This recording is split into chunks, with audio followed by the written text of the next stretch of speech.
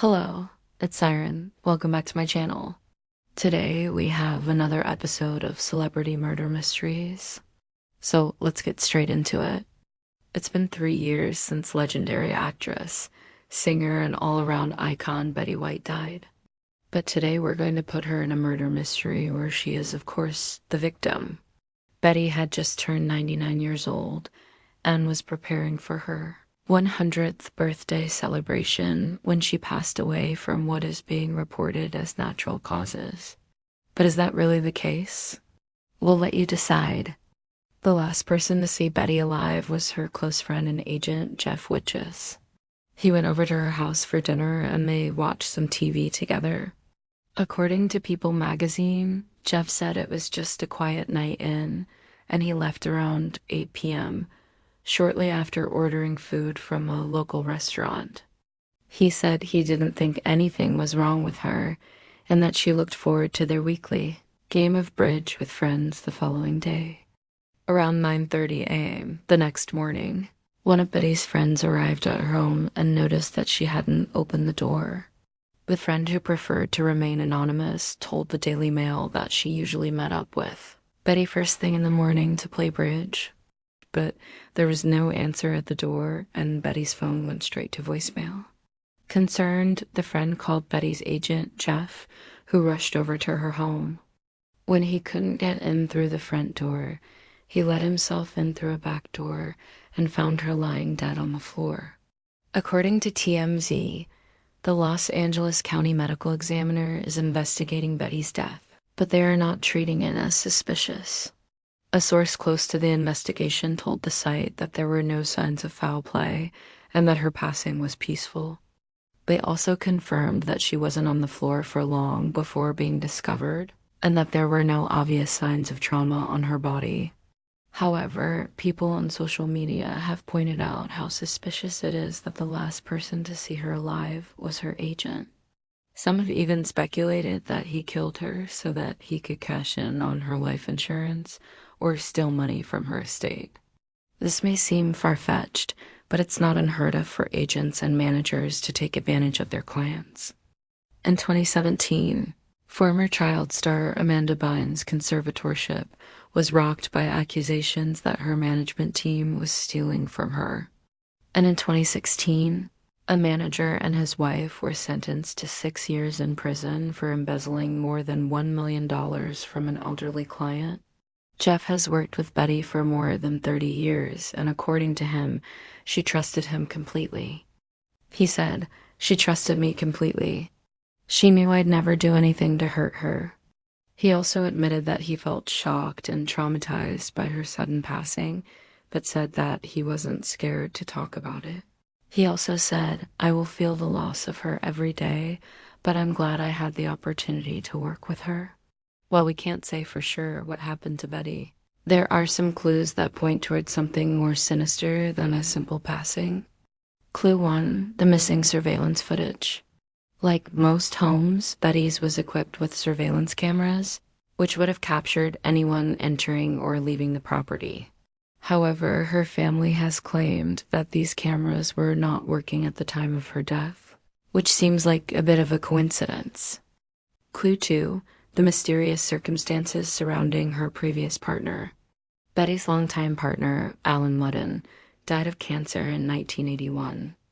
At the time, he had been hosting the game show Lingo, but was forced to step down after being diagnosed with the disease. While this may seem irrelevant, it's important to note that Lingo is currently being hosted by his son, which may suggest that he wanted his father to die so that he could inherit his role on the show.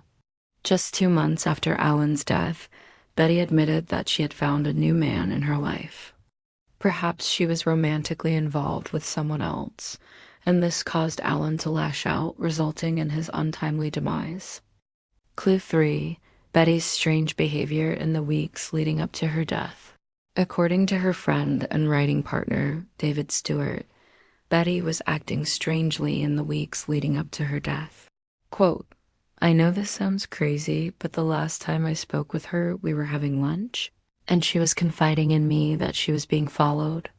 And I just thought it was a story that she was telling me because she was so trusting. End quote. Clue 4, Betty's history of outliving her partners. Out of all of Betty's long-term relationships, only one ended in death.